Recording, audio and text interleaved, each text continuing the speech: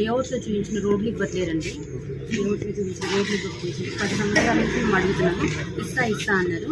ఇక్కడ cricket ground start చేశారు. మా రోడ్డు మాకు ఇవ్వండి సార్, మాకు ఇచ్చి మీరు ఏమైనా చేసుకోండి అని మేము అన్నాం.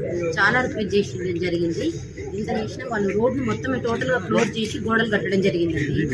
మేము పోలీస్ స్టేషన్కి కంప్లైంట్ ఇచ్చినాము, కమిషనర్ని కలిసినాము, వార్డు కార్పొరేటర్ని కలిసినాము, అందరిని కలిసినాం, ఎమ్మెల్యే గారిని కలిసినాం.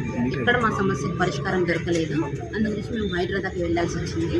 హైదరాబాద్ మా సమస్య పరిష్కారం చూపించింది. ఈరోజు మా సమస్య పరిష్కారం అయిందని నమ్ముతున్నాము.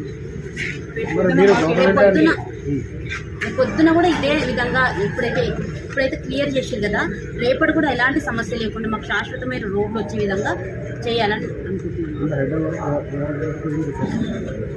హైదరాబాద్ చాలా కృతజ్ఞతలు అండి, థ్యాంక్ యూ చెప్పాలనుకుంటున్నాను. హైదరాబాద్ ఇంత స్పందిస్తుందని మేము అనుకోలేదు. టీవీలలో వినడం చేయడం తప్ప ఎలాంటి అధికారులకు కానీ వాళ్ళకు కానీ లొంగకుండా చాలా సిన్సియర్గా పనిచేసిందండి. మేము చూసిన వాళ్ళ మీద ఎంత ప్రెషర్ ఉందని వాళ్ళు వచ్చిన దగ్గర నుంచి చాలా ఫోన్లు మాట్లాడారు. అయినా కూడా ఎక్కడ వాళ్ళు తగ్గకుండా చాలా బాగా పనిచేసారు.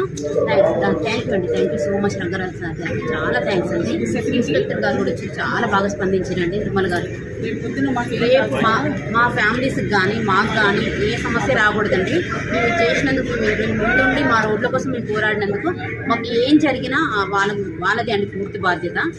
నేను చెప్పాలనుకుంటున్నా గవర్నమెంట్కైనా మీడియాకైనా, మాకు ఎలాంటి సమస్య రాకుండా మీరు చూసుకోవాలి, గవర్నమెంట్ అండగా ఉండాలి.